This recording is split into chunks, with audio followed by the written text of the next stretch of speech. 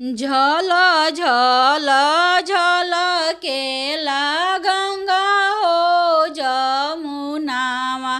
पनिया में झल केला सेवार पनिया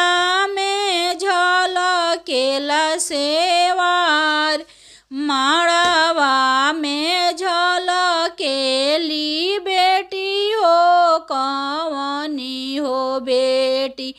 झलकतारी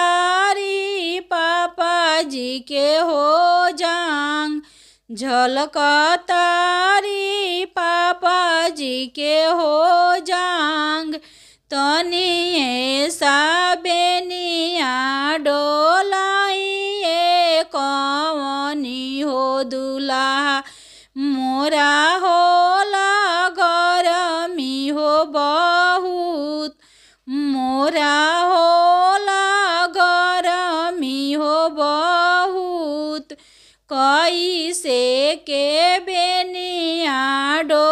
डोलाइए कवनी हो सुभावा बैठल बाड़ू पापा जी के हो जांग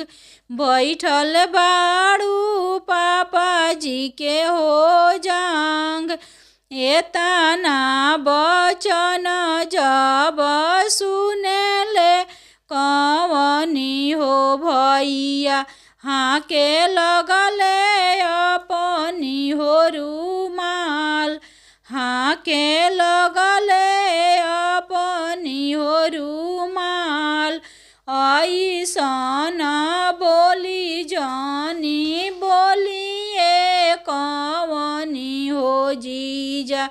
मोरा दीदी प्राण के हो आधार मोरा दीदी प्राण के हो आधार एतना बचन जब सुनेले दुलरुआ हो दुल्हा घोड़ा पीठी भैनिया सवार एतना बचन जब सुनेले दुलरुआ हो दुल्हा घोड़ा पीठी भैनिया सवार घोड़ा पीठी भैनिया सवार राखहूँ सरऊ हो दीदिया आपन हो दीदिया हम करब दोसर हो बियाह हम करब दोसर हो बियाह एतना बचन जब सुनेली कवन हो सुभावा लपकी धरेली दाहिन हो बाह लपकी धरेली दाहिन हो बाह रउए ही संगे प्रभु जी जिंदगी हो बीतइब ना संगे माई ना